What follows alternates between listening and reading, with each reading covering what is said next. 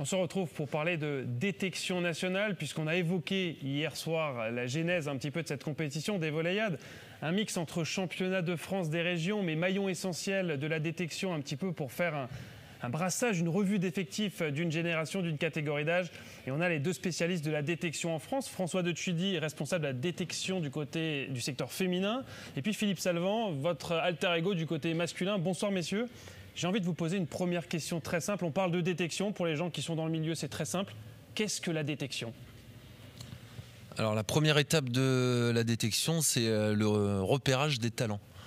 Voilà. Donc ça consiste à animer le réseau et avoir des yeux, parce que nous on ne peut pas être partout, avoir des yeux sur l'ensemble du territoire pour pas passer à côté des futures stars de demain. Avec l'idée toujours en ligne de mire de réussir à alimenter les équipes de France A, féminines et masculines. C'est toujours ça l'objectif à terme. Oui, c'est ça. Il faut qu'on arrive toujours à se projeter sur le long terme parce que c'est l'objectif, c'est d'alimenter les équipes de France. Je vais poser la question à Philippe. Cette compétition des Volleyades que l'on vit, qui a commencé aujourd'hui, compétition de détection ou championnat de France des régions. On sait que pour vous, c'est quelque chose d'essentiel dans l'année de revoir toute une génération, mais on sait aussi que les techniciens, quand ils s'alignent sur une compétition, c'est rarement uniquement pour participer. C'est complètement ça, c'est-à-dire que oui, c'est une compétition de détection, mais quand on va à une compétition, on veut performer. Et donc la première ambition des entraîneurs, c'est de faire le meilleur classement possible. Notre objectif à nous, il est de les détecter, les joueurs, tout au long de l'année, et là surtout de pouvoir les observer en situation de performance. C'est pour ça qu'on souhaite également que les équipes aient envie de performer, parce qu'on veut voir de quelle manière ils sont capables de se comporter. La même chose pour vous, François, sur le secteur féminin. Vous avez cette même perception d'une compétition où, au final, on est sur de la détection en situation de compétition. C'est un peu ça le résumé qui collerait ? Oui, c'est exactement ça, parce que globalement, en gros, les jeunes, la majorité, on les connaît avant de venir sur la compétition, puisqu'on a déjà prospecté et visité les stages régionaux tout au long de l'année. Donc c'est vrai que voir les jeunes en situation de stress, de voir comment ils se comportent, c'est aussi un moment qui est important pour nous. J'aimerais que vous reveniez un peu plus en détail sur vos missions à l'année. On pourrait réduire tout ça. Quand on parle de l'équipe de France, j'imagine que vous travaillez à 6 ans, 8 ans, 10 ans pour les futurs talents. L'idée, c'est pas de remplacer les joueurs actuels puisqu'on ne veut pas les envoyer à la retraite, mais quelle est un petit peu votre mission et comment est-ce que vous fonctionnez pour essayer de trouver le futur Herviane Gapet, la future Elena Cazot, par exemple ? Déjà, on a une organisation, on va dire, avec des stages départementaux dans un premier temps sur les catégories M12, M13, puis des stages régionaux. Et après, donc, nous, on anime en fait tout un réseau à travers ces stages où, en gros, les meilleurs sont regroupés à travers ces stages.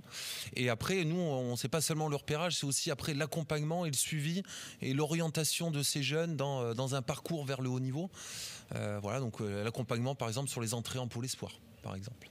On parlera du PPF demain, ce sera la thématique des pôles espoirs, des pôles France et de tout le cheminement vers le haut niveau. De votre côté, Philippe, votre mission, comment est-ce que vous la définiriez ? Trouver un petit peu l'équipe qui performera en 2028, en 2032 aux Jeux Olympiques ? Clairement, c'était le cahier des charges au départ quand j'ai repris la mission, c'était trouver les futurs champions olympiques. Donc on est vraiment en train de rechercher des gens pour être dans la haute performance. Ça veut dire qu'il faut trouver des gens qui ont des aptitudes en termes de morphologie, en termes de qualité physique, en termes de qualité mentale, et des gens qui vont être prêts à s'entraîner très très dur et très longtemps. Ouais, c'est bien parce que ça me fait la transition sur la question suivante. Vos critères de détection, on sait que c'est un sport où la taille à un moment donné est importante, au moins sur certains postes. Quels sont vos critères ? Il y a aussi cette aptitude à encaisser les charges que nécessite le haut niveau. Il y a pas mal de critères qui ne sont pas uniquement la taille que vous allez chercher à déceler. Alors, c'est vrai qu'il ne faut pas se mentir, il faut être très clair aujourd'hui, c'est le haut niveau qui impose d'avoir des joueurs de grand gabarit sur la la quasi-totalité des postes. On voit que même maintenant, les postes de passeurs au niveau international, si on arrive à avoir des passeurs qui font plus de 2 mètres, voilà, on voit la différence aujourd'hui. Il n'y en a pas un qui est meilleur que l'autre, mais entre Benjamin Tonucci et Antoine Brizard, ils n'ont pas du tout les mêmes qualités.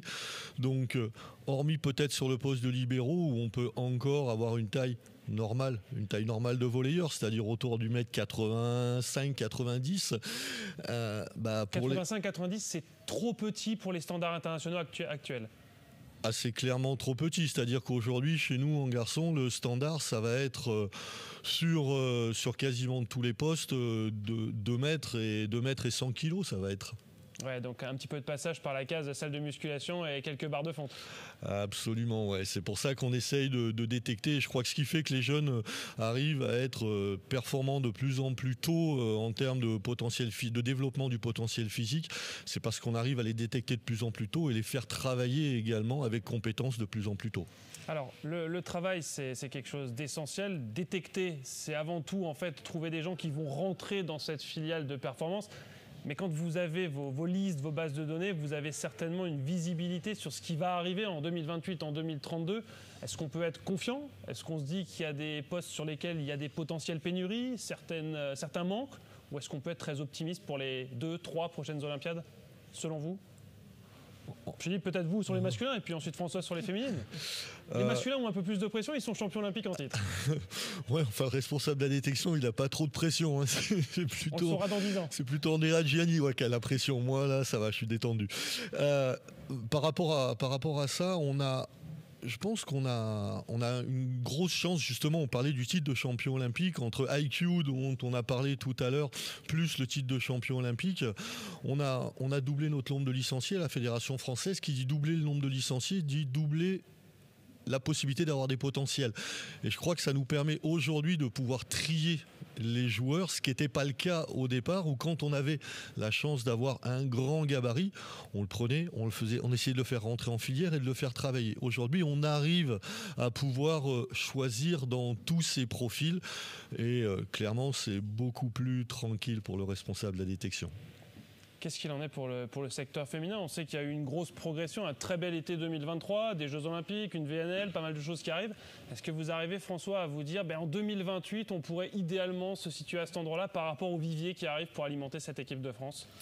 C'est vrai que nous, le secteur féminin, on est un petit peu en peine de résultats si on se compare à nos homologues masculins, mais ça va mieux. C'est vrai que depuis l'arrivée d'Émile Rousseau, voilà, on est l'équipe de France A qui a quand même grimpé au classement européen et au classement mondial. Donc voilà, il y a des progressions. On est allé sur le championnat d'Europe en U17 l'été dernier avec les filles. Donc voilà, on sent une amélioration. Aujourd'hui, on a notre pôle France qui évolue quand même en élite et en Liga. Et aujourd'hui, ça nous a fait énormément de bien avec l'avènement de pas mal de filles qui ont bénéficié de ce championnat en Liga, qui sont actuellement avec Émile Rousseau, qui vont participer au jeu. Voilà, Amélie Rotard, Ali Matouba, Juliette Gélin. Voilà, elles sont 6 ou 7. Et aujourd'hui, ces filles-là ont bénéficié de ce championnat en Liga. Donc aujourd'hui, le secteur féminin progresse.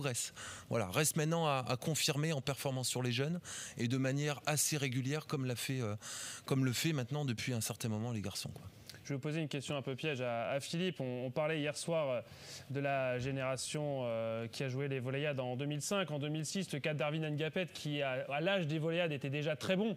Je vais vous dire finalement que vous soyez en charge de la détection nationale ou que vous soyez comme moi un novice, on le voit sur un terrain que c'est un joueur qui surperforme et qui peut-être un jour sera très bon.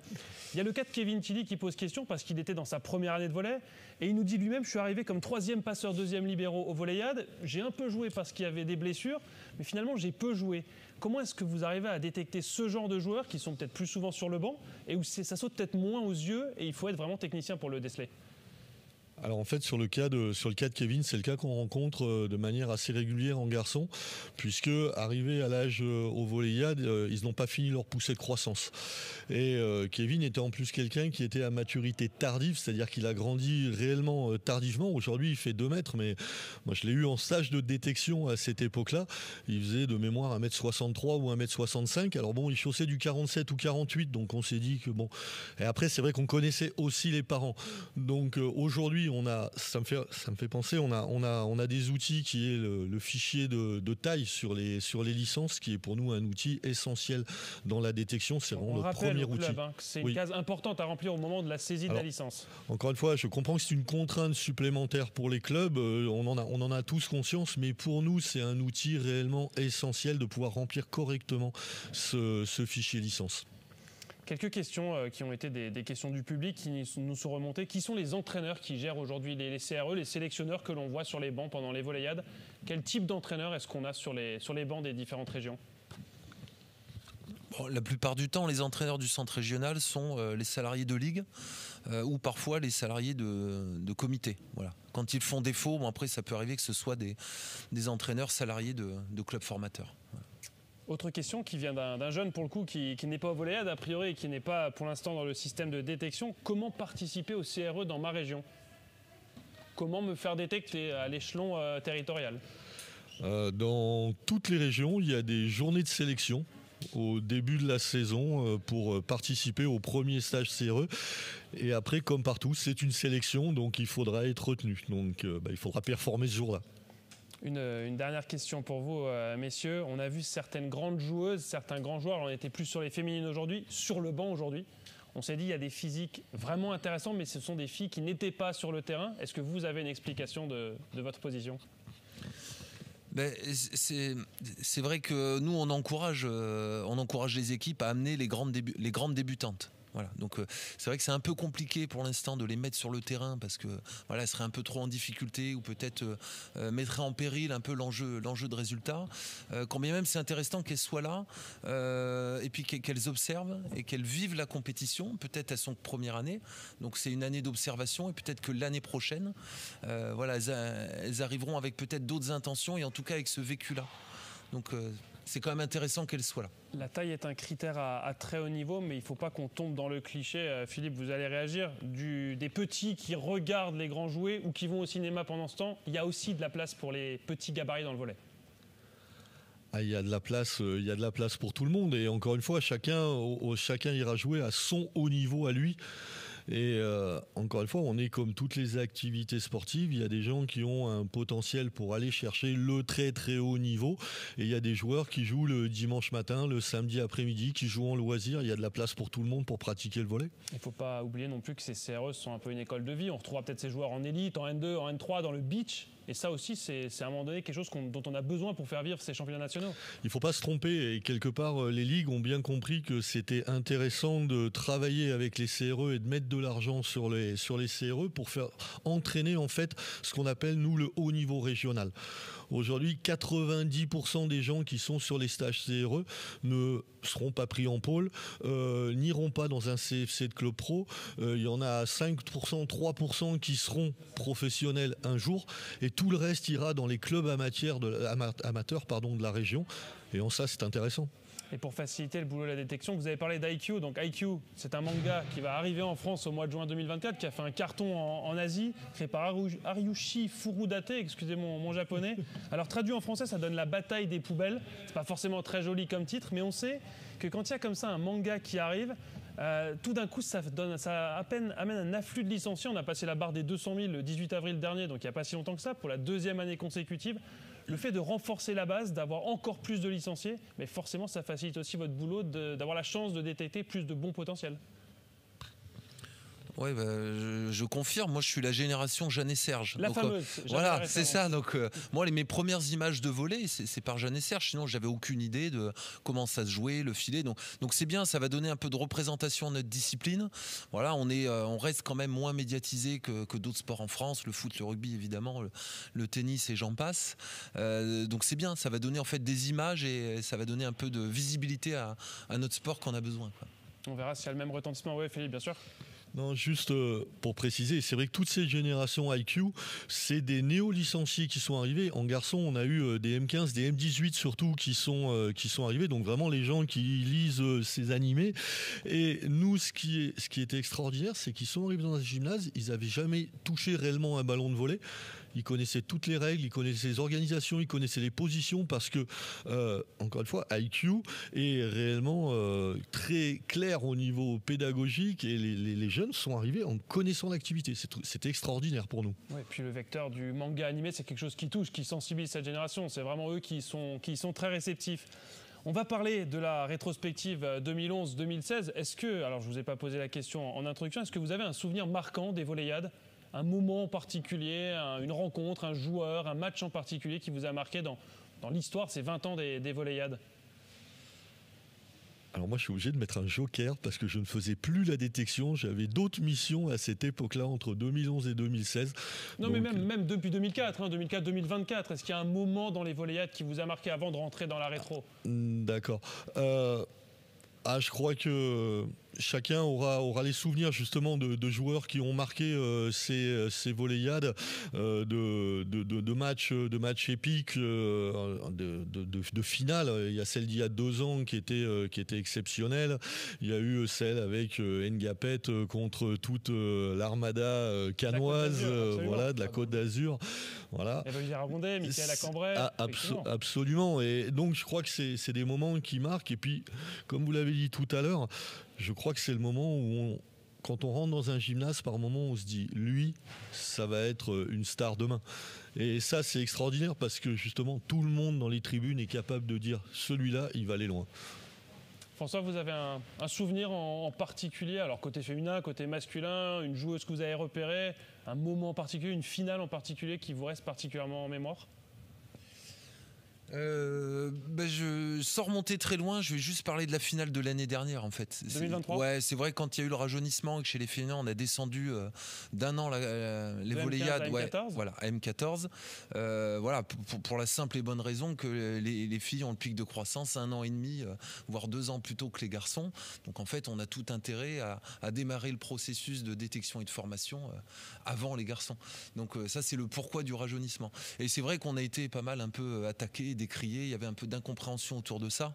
Donc en fait de voir la finale de l'an dernier avec plus de 6 filles de plus d'1,80 sur la finale de part et d'autre avec Occitanie et Île-de-France, avec des filles avec des beaux profils athlétiques et on va dire une finale plutôt offensive.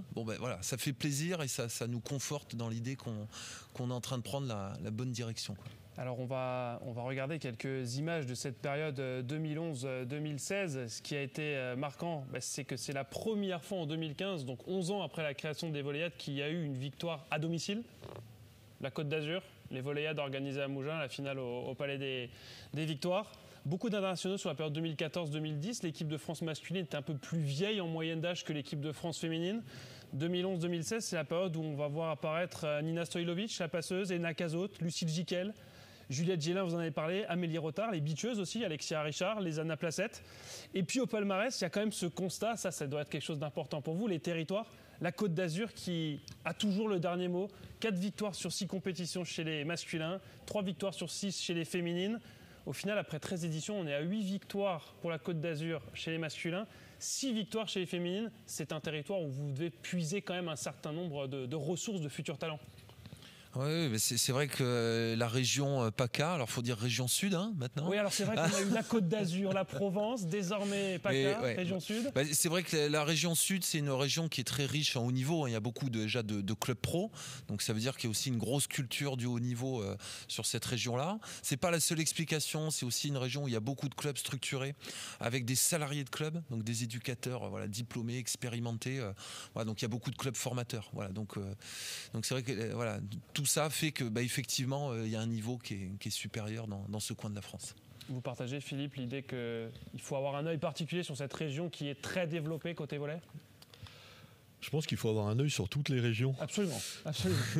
Et parce qu'il y a des profils de très haut niveau dans toutes les régions, de la plus petite à la plus grande. Alors bien évidemment, l'Île-de-France représente 25% des licenciés, donc c'est évident que pour nous, c'est un endroit où il y aura un nombre important de profils. En revanche, on en a également, on n'en parle pas assez, on en a beaucoup qui viennent d'outre-mer. Et quelque part, il faut continuer la détection en Outre-mer parce que quand on cherche nos Cubains à nous, ils sont souvent dans les Caraïbes, Guadeloupe, Martinique. Quand on cherche des gens qui vont... Et en plus, il n'y a pas de process de naturalisation. Non, en plus, c'est beaucoup plus.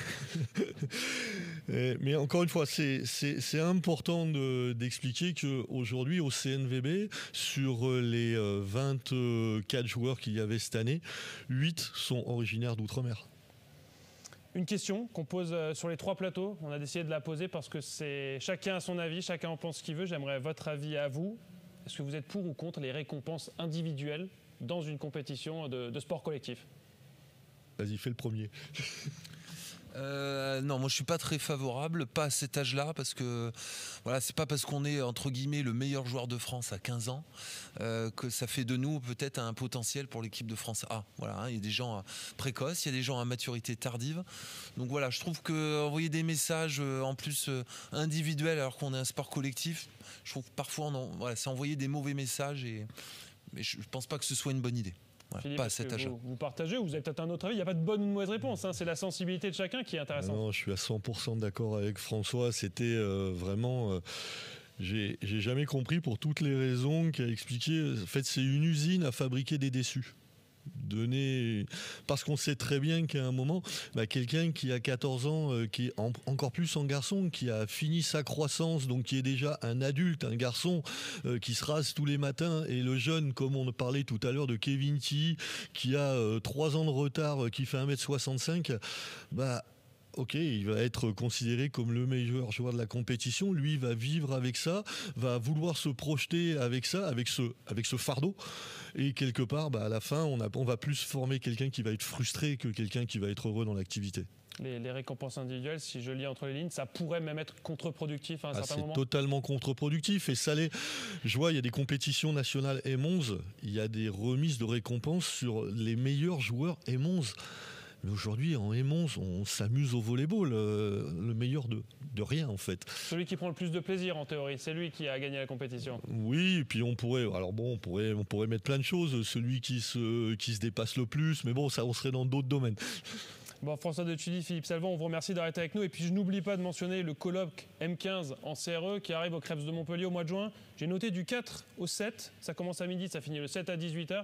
Et là, l'idée, c'est de continuer à former les techniciens pour qu'en région, le boulot soit bien fait et que vous ayez des infos qui arrivent de manière un peu plus facile, encore une fois, au niveau de la direction nationale. Tout à fait, c'est pour mettre de la cohérence dans la filière. On a invité 2 entraîneurs de CRE du secteur masculin pour 4 jours de colloque avec en support une équipe de France U16, une équipe de France U18 pour une grande messe du secteur masculin.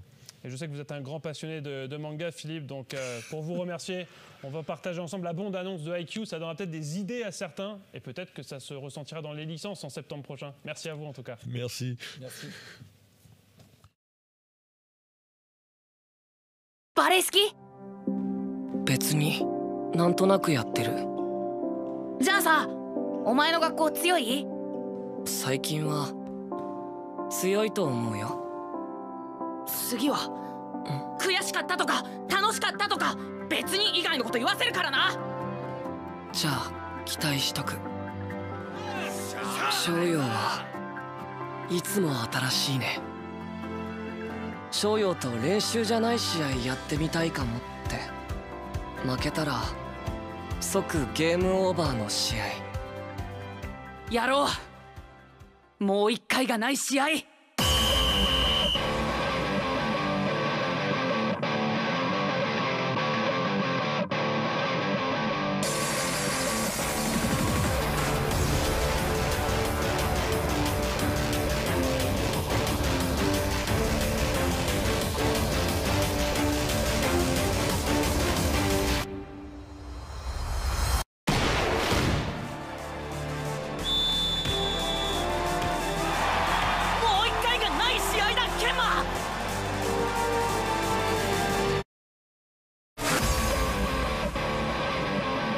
劇場版配給ゴミ捨て場の決戦。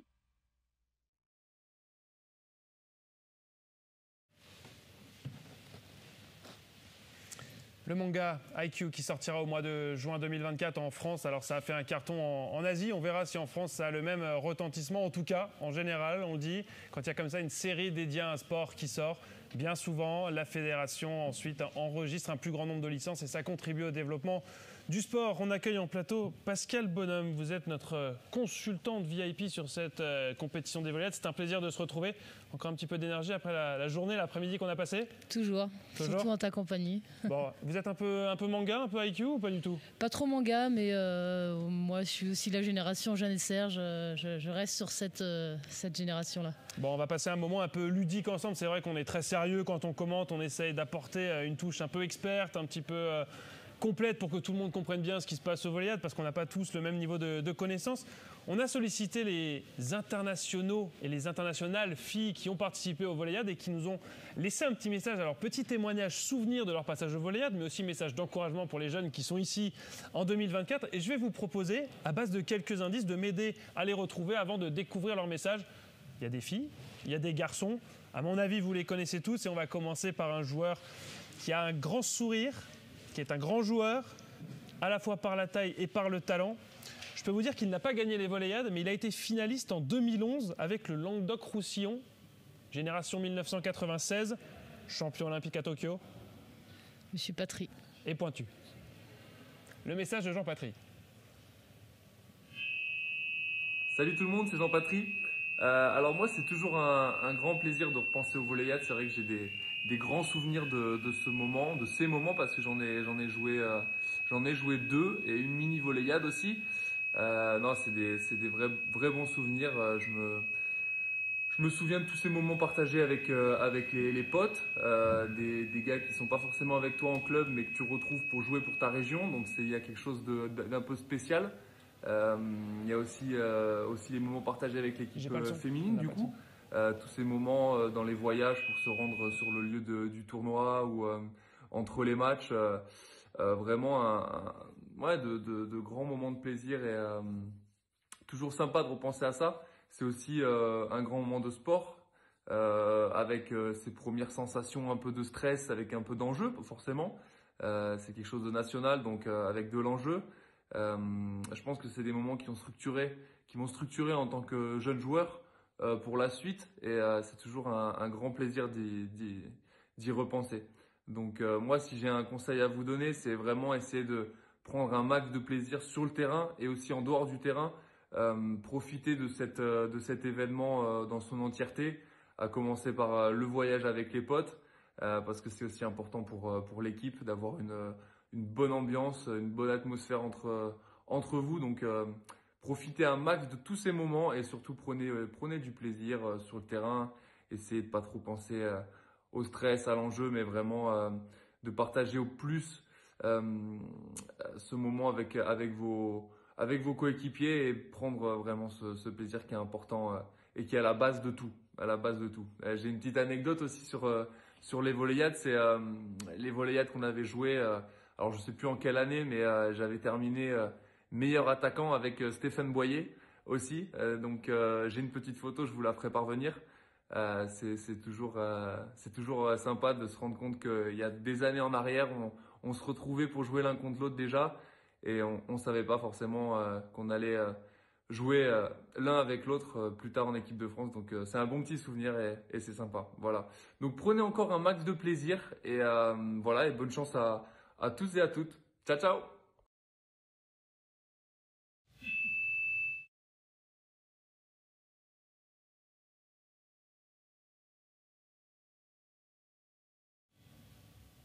Les voilà, ces photos desquelles il parlait en sortie avec Stéphane Boyer. Quelle proximité de la part d'un champion olympique, c'est hallucinant.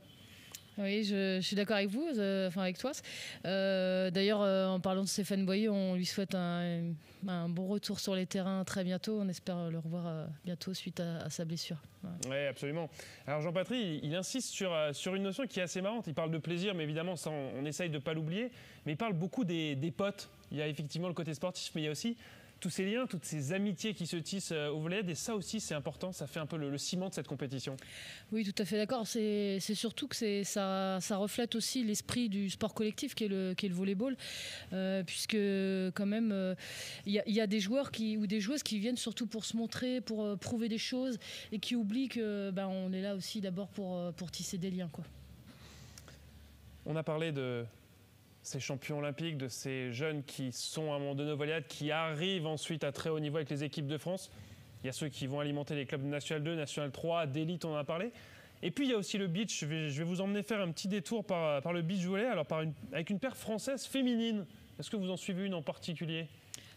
Celle de Lézana Placette, parce que en plus j'ai une petite anecdote là concernant, mais je vais laisser finir. Ouais, aussi, ne me dites pas que c'est la pharmacie de la Ligue Rhône-Alpes qu'on est toujours en train de chercher au service bagages de la RATP. Pas du tout, non. Alors on va vous livrer le message d'Alexia Richard et de Lézana Placette. Dans la même vidéo, Alexia Richard était pour la Côte d'Azur, Lézana Placette pour la région Rhône-Alpes, et puis elles jouent désormais ensemble pour l'équipe de France de beach volley. Hello tout le monde, c'est Alexia et Lézana, membres de l'équipe de France de beach volley. On voulait vous faire une petite vidéo pour vous souhaiter à tous de très belles volleyades et surtout de bien profiter parce que quand on devient un petit peu plus vieille comme nous, ça nous manque ce genre de moments. C'est vrai que ça fait plus de 10 ans qu'on a fait les volleyades, mais on en garde des très bons souvenirs. Moi, c'est ce qui m'a donné envie de faire de la compétition de haut niveau, donc j'espère que ce sera votre cas aussi. Après, j'en garde des souvenirs un peu rigolos parce que j'étais responsable de la pharmacie, que je l'ai perdue dans le métro. Et moi je me souviens d'un moment avec tous les garçons quand ils ont gagné, on s'est tous réunis, c'était énorme, alors profitez à fond, kiffez, et puis on en reparlera dans 10 ans. À très vite. Donc on va rassurer Lézana, on va prendre contact avec le service bagages de la RATP pour essayer de remettre la main sur cette pharmacie. Mais depuis, il y a eu fusion avec l'Auvergne, donc peut-être qu'ils ont réussi à refaire une pharmacie pour la compète 2024.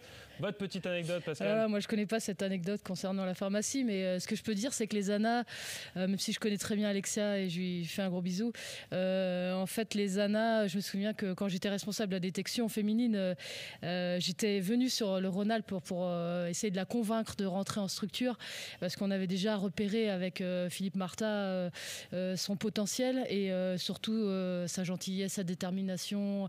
En fait, c'était un rayon de soleil et en fait, en entretien, elle nous avait dit qu'elle ne voulait pas rentrer en pôle. Et moi, je lui ai dit, mais réfléchis parce que tu as du potentiel. Finalement, elle a changé d'avis. Elle est passée par la ligne d'or et elle a fini sur le beach et aujourd'hui, elle nous fait rêver sur le sable. Ça n'empêche pas qu'on est toujours à la recherche de cette pharmacie de la région Rhône-Alpes. Mais ça, c'est les petites anecdotes sympas. C'est comme la valise oubliée par Amandine Giardino. Tiens, pour parler d'une fille qui évolue au poste de libéraux et qui était ce soir sur le terrain de la finale de Liga féminine, c'est votre prochaine petite devinette, Pascal. Une Française qui a participé 3 fois au volley-ball. C'est assez rare qu'on y participe 3 fois. Finaliste en 2016 avec la région Languedoc-Roussillon. Et si je ne dis pas de bêtises, elle a fait ses 2 premières éditions en tant que réceptionneuse attaquante. Et on l'a convaincue de jouer en tant que libéraux parce qu'elle avait un projet de libéraux. Ça devait être Amandine Giardino. Même pas. Ah, voilà. Même pas. C'est la libéraux qui joue en face d'elle. Ah ça doit être Gélin. Juliette Gélin. Amandine Giardino a gagné les volleyades en 2010 avec la Côte d'Azur. C'est le même profil. C'est le même profil. Elle se retrouve en finale du championnat de France ce soir. Okay. La vidéo de Juliette Gélin qui était libéraux pour sa dernière édition. Salut à tous, c'est Juliette Gélin, la libéraux du Levallois Paris Volley. Je vous fais ce petit message pour vous souhaiter bonne chance pour les volleyades. Parce qu'il fut un temps, je faisais les volleyades aussi. Je les ai fait 3 ans avec la région qui était avant Languedoc-Roussillon. Maintenant, c'est l'Occitanie. Et on a souvent été très forts, donc force et honneur. Je vous souhaite plein de bonnes choses. Et amusez-vous, ces années, elles sont vraiment cool. Donc profitez à fond. Gros bisous! J'ai une petite anecdote aussi pour elle. Et c'est vrai que j'ai pas dû bien t'écouter parce qu'en effet, elle faisait partie du Languedoc et alors que Amandine plutôt du PACA. C'était le piège sur le poste de libéraux. Mais voilà. Méfiez-vous, Pascal, parce qu'on a encore une libéraux qui suit. Mais j'écoute l'anecdote pour commencer. L'anecdote pour Juliette, c'est que je me souviens qu'au volley-ball, en fait, à la fin de la compétition des volley-ball, il y avait la concurrence entre la salle et le beach parce qu'on lui proposait aussi de passer sur le beach. Et moi, j'avais été très claire avec elle en lui disant si on te propose quelque chose sur la salle, il faudra que tu choisisses, il faudra que tu penses au poste de libéraux, parce que même si aujourd'hui au volley-ball tu étais la meilleure à l'attaque et elle faisait partie des meilleures joueuses à l'attaque, et elle était un beau symbole pour les joueuses de petits gabarits et finalement elle a réfléchi et je pense qu'elle a fait le bon choix. Ouais, c'est vrai que l'histoire lui donne raison. Alors on va rester sur une question un peu compliquée puisqu'on est toujours sur le même poste actuellement en tant que professionnel, donc on parle d'une joueuse qui est libéraux, on parle de la même région, du Languedoc-Roussillon. On parle d'une joueuse qui, elle aussi, a joué R4 au volleyade. Elle a perdu la finale 2010 contre Amandine Giardino et elle a gagné avec la génération qui a remporté les volleyades en 2011 avec le Languedoc. Je vous donne un petit indice supplémentaire. Elle évoluait cette saison au Racing Club de Cannes. Une libéraux aujourd'hui? Une libéraux aujourd'hui. Allez, le papa a fait un peu de rugby à l'époque.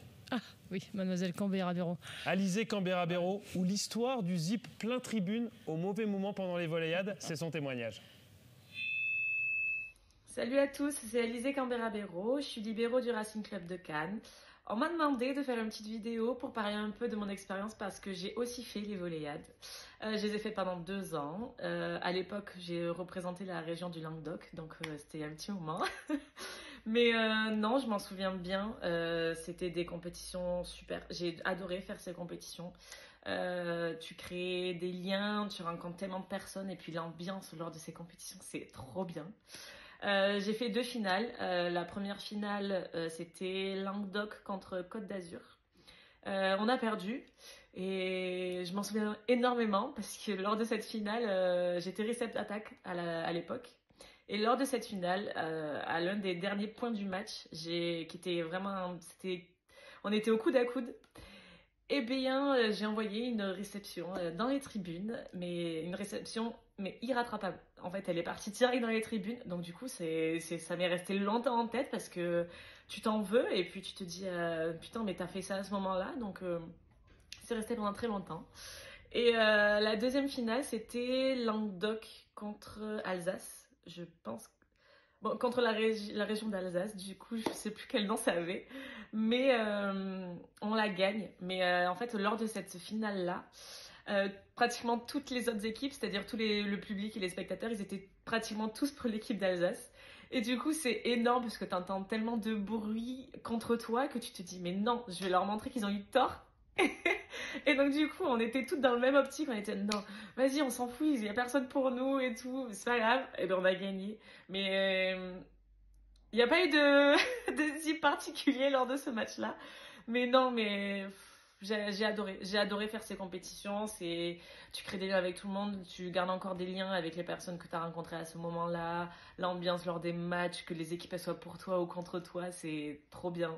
Je garde un super souvenir de ces compétitions-là. Donc écoutez, je vous souhaite à tous un bon tournoi, que les meilleurs gagnent et prenez du plaisir. Ces compétitions-là, on s'en souvient toujours. Allez, bisous! Petite anecdote aussi pour Alizé, elle aussi. Alors je connais un peu moins Alizé parce que j'ai pas eu l'occasion en fait de la côtoyer beaucoup parce que elle et Elena Cazotte ont pas été prises sur un stage national de détection parce que en fait elles étaient déjà identifiées pour l'équipe de France cadette. Donc Serge Maroto m'avait dit plutôt que leur faire plaisir en leur faisant, parce qu'elles voulaient absolument venir sur le stage national. Moi j'ai dû m'expliquer plusieurs fois pourquoi je les avais pas prises, parce que Serge lui voulait travailler avec elles et me dit ça te libérera 2 places pour le stage national. Donc je m'excuse auprès d'elles, mais voilà, elles n'ont pas vécu le stage national. On va passer à la 5e joueuse de ce petit questionnaire, une coéquipière d'Alizé Cambera-Béraud sur cette épopée 2010, finale 2010, victoire en 2011, donc également de la région Languedoc-Roussillon. Je vais vous donner 2 indices. Elle est actuellement passeuse et elle a évolué cette saison sous le maillot de Béziers. Une passeuse du Languedoc. Passée par le pays d'Aix-Venelle à l'époque. Voilà. Issue du Languedoc. Issue du Languedoc, de la même génération qu'Alizé Cambera-Béraud. Elle a fait les mêmes générations Margot. 2010. Margot Bouzinac, ouais. Exactement. Elle aussi a un petit message pour les jeunes de la génération 2024. Bonjour à tous, je m'appelle Margot Bouzinac, je suis joueuse professionnelle de volley actuellement dans le club de Béziers. Je suis là pour vous parler de mon expérience avec les volleyades. J'ai eu la chance d'y participer 2 fois, en 2010 et en 2011, toujours avec le Languedoc-Roussillon. Une première année où on est arrivé jusqu'en finale, malheureusement qu'on a perdu. Et une deuxième année où nous sommes aussi arrivés en finale, mais nous avons gagné au tie-break contre l'Alsace. Tout ça pour vous dire que vraiment, même après 10 ans en première division, mes meilleurs souvenirs sont ce que vous êtes en train de vivre. Vraiment, profitez à fond. Vous allez faire beaucoup de rencontres, vous allez vivre de volley pendant 4 jours. Je sais que vous êtes tous des passionnés, donc j'ai pas de soucis sur ça. Mais vraiment, profitez. Qu'il y ait des victoires, des défaites, ça c'est peu important par rapport à ce que vous allez vivre. Les souvenirs, pour moi, 14 ans après, ils sont intacts. Vraiment, je ressens encore les émotions de ces victoires et de tout ce que j'ai ressenti là-bas. Donc vraiment profitez à fond. Maintenant vous avez tous des téléphones, donc faites beaucoup de souvenirs et vous vous en souviendrez toute votre vie, je vous l'assure. Donc pour un dernier mot, allez l'Occitanie et je suivrai tout ça de près. Au revoir.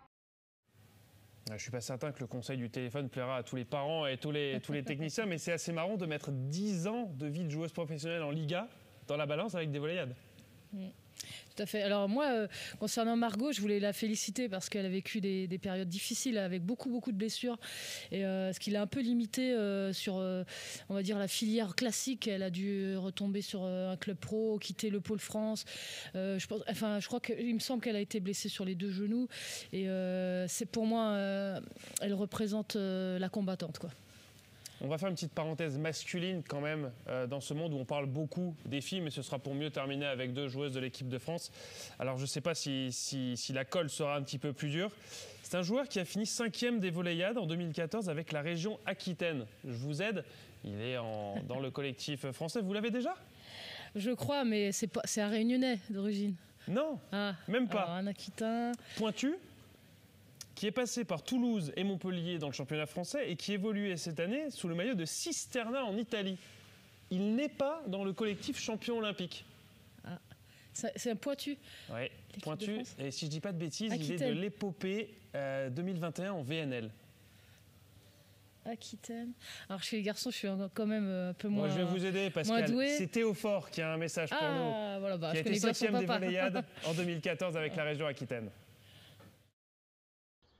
Salut, c'est Théophore. Juste un petit message à l'occasion de cette 20e édition des Volleyades qui me rappelle forcément mes Volleyades en 2014, donc pour la 10e édition. Je me rappelle, c'était vraiment la compète qu'on attendait avec la Coupe de France Jeune. Donc forcément, ça reste des souvenirs marquants. Et pour toutes les joueuses et joueurs cette année, j'ai envie de vous souhaiter bonne chance de tout donner sur le terrain et de bien profiter de ces moments-là. Et ayant participé avec Aquitaine, j'ai un petit supplément d'encouragement pour Nouvelle-Aquitaine. Allez, bonne compète. Bon, une fois qu'on a fait cette période et que je vous ai dit qu'il restait 2 filles d'équipe de France à évoquer, je pense que ça va pas être très compliqué. Surtout que je vais vous dire que la première de laquelle on va parler a évolué pour la région Bretagne, qu'elle a fini 4e en 2011, finaliste en 2012, pointue de l'équipe de France. La fille du grand champion de saut en hauteur. Voilà, et qui a une sœur qui fait du saut en hauteur aussi à haut niveau. Que j'ai rencontrée avant-hier, qui était sur Poitiers en train de préparer la qualif au championnat de France. Sa qualif, je ne sais pas au jeu, je crois, mais elle était à Poitiers en train de se préparer. Solène Giquel. Voilà. Donc j'embrasse la famille Giquel, toute la famille Giquel, qui sont des gens formidables. Eh bien, Lucille Giquel a aussi pris le temps pour les 20 ans des Volleyades. Salut à tous, c'est Lucille Giquel, pointue de l'équipe de France. Alors pour moi, les Volleyades, c'est vrai que c'est un très beau souvenir. C'était le début de mes années de volley. Je venais juste de commencer et donc pour moi, ces moments-là, c'était des événements pour se retrouver avec les copines, pour s'amuser, pour rigoler. C'était des moments un peu d'insouciance où on était juste là pour profiter et c'est vrai que c'est des moments, des souvenirs que je garde depuis des années. J'ai surtout le souvenir de notre finale contre le Languedoc-Roussillon, donc Bretagne contre Languedoc-Roussillon, qu'on a perdu malheureusement, mais on était déjà super contents d'être en finale et c'était assez exceptionnel ce qu'on venait de faire. Et donc on s'est vraiment amusé jusqu'au bout et on a vraiment profité de cette finale à fond malgré la défaite. Et je me souviens aussi énormément de cette finale parce que en face, de l'autre côté du terrain, il y avait Elena Cazotte, donc qui est maintenant une amie et avec qui on se suit depuis une dizaine d'années, je dirais, et on se voit très souvent. C'est une coéquipière qui est en équipe de France maintenant avec moi. Donc voilà, c'est des souvenirs, on se rappelle de ça quand on était plus jeune. Et voilà, c'était de très beaux moments. Donc tout ce que je peux vous souhaiter, c'est de profiter à fond de cette compétition, de vous amuser et voilà, d'essayer d'aller chercher la victoire pour votre région. Ciao, ciao! Alors Pascal, anecdote ou pas anecdote sur Lucille Gicquel? Petite anecdote. Petite anecdote. C'est la seule en fait de la famille Gicquel à pas faire de saut en hauteur. Et pourtant sa sœur est championne de France, son frère aussi. Et elle a choisi le volley et nous on en est bien contents pour des raisons je crois de santé au départ. Et finalement elle a accroché. Donc tant mieux pour nous en tout cas. Vous faut-il le moindre indice pour deviner qui est la dernière joueuse qui a un petit message pour nous? Certainement Elena. Ouais. Double vainqueur des Volleyades en 2011 et en 2012 pour la région Languedoc. Alors c'était évidemment avant la fusion avec la grande région, avant l'Occitanie, joueuse clé de l'équipe de France, réceptionneuse attaquante. Elena Cazotte qui est notre dernière invitée pour cette émission des 20 ans des Volleyades. Salut tout le monde, c'est Elena Cazotte, la capitaine de l'équipe de France de volley. Je voulais juste vous faire un petit coucou et souhaiter à toutes les équipes une très belle compétition. J'ai eu l'occasion de participer et de remporter en 2011 et en 2012 les Volleyades avec la région Occitanie. Et encore aujourd'hui, ça reste des souvenirs inoubliables. Voilà, donc tout ce que je peux vous souhaiter, c'est de profiter de ces moments, de vous donner à fond, de vous amuser, de porter haut et fort les couleurs de votre région. Et je suis sûre que vous rentrerez chez vous avec des souvenirs plein la tête. Belle compète à tous et que le meilleur gagne. Bon, je vous la pose. Anecdote ou pas sur Elena Cazotte? L'anecdote, ce serait plutôt de dire que c'est plutôt un modèle, en tout cas pour toutes les joueuses de taille moyenne, on va dire, pour le très haut niveau, même si Elena elle est quand même grande, mais une fille qui est née avec un ballon dans les mains, et j'embrasse ses parents qui sont tellement investis dans le volley que voilà, elle ne pouvait pas faire autre chose que performer. Bon, c'était une super séquence, en tout cas, qu'on a vécue avec tous ces témoignages des internationaux, des internationales. Évidemment, il fallait marquer le coup pour les 20 ans de ces Volleyades. Je vous dis merci, Pascal, de vous être prêté au jeu de la devinette. Vous avez d'ailleurs été plutôt pas mal. Hein. À part Théo Fort, on a été... Je m'en veux parce que j'adore son papa et avec qui j'ai travaillé sur le pôle de Bordeaux. Donc, je m'excuse, Théo.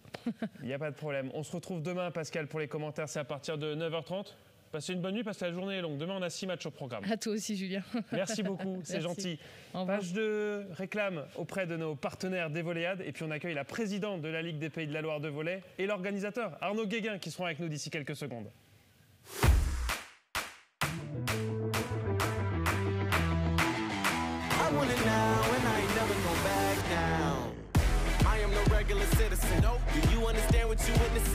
You cannot tell what the difference is. I want it all and I'm winning it. I do not care about opinions. Time to make a few decisions. So I can take a resistance. Solve it straight to the top. I can't see myself falling. À tous ceux qui font le sport, le Crédit Mutuel donne l'élan.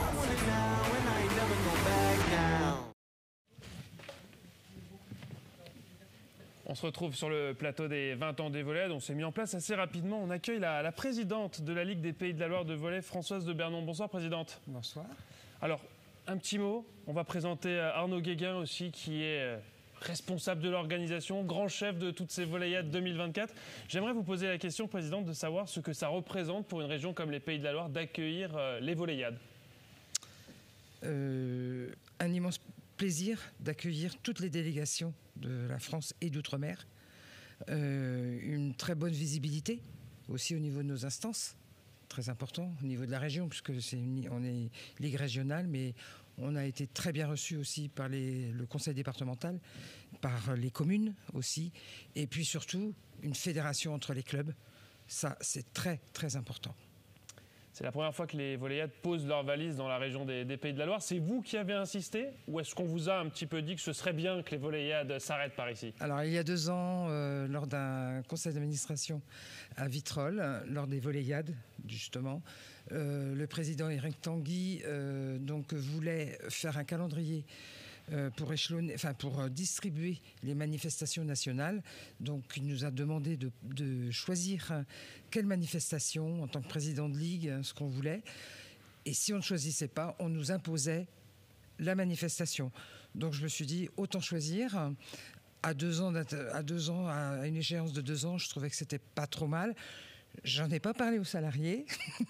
J'ai pris la décision avec un autre délégué aussi qui est avec moi au conseil d'administration. Et puis voilà, on s'est lancé. Alors pourquoi le choix des volleyades? Parce que c'est vrai que des compétitions, il y en a eu beaucoup en prévision des Jeux de Paris 2024. Pourquoi avoir choisi les volleyades, cette compétition jeune? Je pense que je vais avouer quand même que c'est des souvenirs quand mes filles ont participé aux volleyades. Je pense qu'il y a eu vraiment des moments quand même très, très, très importants. Donc je me suis dit, c'est bien. Voilà, on y va. On va demander à Arnaud, justement, du coup, qui a hérité de ce bébé, non pas par choix, mais parce que l'élu avait pris la décision. Très simplement, Arnaud, qu'est-ce que c'est d'organiser les volleyades? Alors, j'ai pris quelques chiffres sur le nombre de joueurs, le nombre de gymnases, le nombre de repas, de nuitées, d'arbitres, de bénévoles. Il faut oublier aucun de ces sujets pour que l'événement soit réussi, et c'est un certain nombre d'heures de boulot. Ouais, c'est ça. Bonsoir déjà. Bonsoir à tous. Non, c'est une grosse machine quand même. C'est vrai que 650 personnes à peu près à caler et à organiser tout ça, trouver la restauration, trouver les hébergements, trouver comme vous l'avez dit sur les terrains, avec des contraintes parfois en plus demandées par la détection sur le recul, notamment pour que certains joueurs puissent servir un peu plus que dans des petites salles. Donc une grosse organisation. C'est vrai qu'on a eu le temps quand même de se préparer, donc c'est vrai qu'on a travaillé assez tôt, notamment sur tout ce qui est réservation de gymnase, qui permettait de simplifier un peu les choses, mais ouais, c'est une bonne charge de travail, mais c'est sympa. Il y a peut-être de futurs organisateurs qui nous écoutent, de futurs organisateurs de compétition. Quelle est la clé pour réussir une organisation d'une telle manifestation? Bien préparer son équipe déjà, parce que je pense qu'on est, quand je parle d'équipe, c'est les clubs supports avec qui on travaille, donc avec les présidents de clubs, qui après eux se réfèrent à leurs bénévoles, et aussi l'équipe qu'on peut avoir nous à la Ligue des Pays de la Loire, où on a réussi à assigner des tâches assez claires et précises à chacun, et comme ça on est assez, ça reste assez collectif déjà, comme pour le volley, et ça permet de rendre les choses beaucoup plus faciles. Alors par abus de langage, on dit un petit peu qu'on est venu à Angers pour ces volleyades 2004. Pour la petite histoire, on n'est pas du tout à Angers, on est au Pont de C, c'est juste à côté. Ça concerne 4 villes, ça concerne 3 clubs supports, ça concerne 10 gymnases. Là aussi, il y a toute une machine humaine à gérer pour que tout ça puisse se passer sur 3 jours, réquisitionner autant de places, autant de clubs, autant de bénévoles. Et je pense que la présidente pourra aussi avoir un mot pour les bénévoles. Sans bénévoles, c'est très compliqué de faire une telle manifestation. C'est impossible. C'est impossible, hein. De toute façon, c'est sûr que c'est la force humaine qui permet d'organiser ces choses comme ça. Comme tu l'as dit, hein, 4 sites différents, 4 villes différentes, donc avec des prérogatives distinctes sur chaque commune, avec des fonctionnements complètement différents entre les clubs, qui peuvent avoir des philosophies un peu diverses, et les organisations comme ça permettent de souder un peu aussi ces clubs-là entre eux, et aussi de dynamiser un peu le territoire pour faire développer le volley, donc c'est pas mal. On va certainement pas faire un bilan à chaud, mais comment s'est passée cette première journée? Alors on se dit toujours, de notre point de vue, tout s'est bien passé, mais j'imagine que du vôtre, il y a toujours quelques petits détails qu'on aurait pu anticiper. Le plus important, c'est que ça ne se voit pas. Absolument. C'est ça le plus important dans les organisations. Donc oui, des petits détails, mais dans l'ensemble, on n'a pas eu de remontée des différentes délégations. Donc quand on part de ce principe-là, c'est que ça roule à peu près, donc on est assez satisfait pour le moment. Ouais. Vous aurez quelques heures de sommeil avant d'enchaîner demain la deuxième journée? Quelques-unes, mais peu. C'est souvent ça aussi qu'on arrive à quantifier si tout a été bien fait. On verra la semaine prochaine pour récupérer un peu de sommeil. Ouais. Bon, Présidente, je vous demande un petit mot peut-être aussi pour les partenaires, parce qu'une compète comme ça, c'est évidemment des bénévoles sur le terrain pour tout ce qu'il y a à faire, mais c'est aussi des partenaires qui vous permettent d'organiser une compétition comme celle-là. Bien sûr. Alors, oui, les partenaires sont primordiaux. Au niveau des partenaires, les ligues, je pense, ont des soucis de visibilité pour des partenaires privés, donc c'est très compliqué. Nous on a fait tous les rendez-vous, comme je disais tout à l'heure, le conseil régional qui est très important, qui nous a bien suivis, et le département, tout le monde a bien suivi. On n'a pas encore tous les résultats, mais des subventions, mais non, c'est vrai que c'est une grande visibilité au niveau de la région, et surtout parce que c'est une compétition jeune, pour les jeunes. Voilà. Je vais vous poser une petite question, mais c'est autant pour ma culture géographique que pour l'affichage que je vois dans la salle. Le département qui nous accueille, c'est le Maine-et-Loire, oui. Mais je vois qu'on est en Anjou. La différence entre le Maine-et-Loire et l'Anjou, c'est quoi? C'est la région d'Angers que vous appelez l'Anjou? Oui, en fait c'est ça. C'est un territoire, oui, dont Angers est évidemment au centre, mais qui rayonne sur, je ne sais pas, je ne connais pas la superficie, hein, mais oui, c'est plutôt ça. C'est comme un pays, ce qu'on appelait dans le temps un pays, hein, dans un département, en fait. Voilà. Est-ce que vous avez eu le temps, dans cette journée qui est très chargée, de jeter un petit œil aux résultats de vos équipes des Pays de la Loire ? Alors, heureusement, on a les Pays de la Loire garçons qui ont joué donc ici. Dans cette salle, c'est vrai, sur le terrain Atlantis. Donc ça m'a aidé un petit peu à suivre les résultats. J'ai eu des émissaires, hein, aussi sur les autres gymnases pour les filles. Mais bon, c'est vrai que on a du mal à suivre en tant qu'organisateur. Hein. C'est normal. Les volleyades ne seront pas uniquement réussies si les Pays de la Loire gagnent. C'est surtout le sport qui gagne. Ah oui, bien sûr, bien sûr. On vous dit un grand merci d'être passé sur le plateau. Le rendez-vous demain matin, 9h30. Nous, on suivra un magnifique Île-de-France-Bretagne. Ce sera dans la compétition masculine, ici sur le terrain Atlantis 2. À partir de 11h, le Grand Est face à la Ligue Auvergne-Rhône-Alpes 2. Et puis, on va donner le rendez-vous pour les finales, si certains sont volontaires pour venir ici à Atlantis. La finale féminine, dimanche 13h30. La finale masculine, dimanche 15h30. Si vous voulez voir du très haut niveau en M15 garçons, en M14 filles, c'est ici au Pont de Sey qu'il faut venir. Merci beaucoup, Présidente. Merci Arnaud. Et bon courage pour la fin des Volleyades. Ça marche, merci.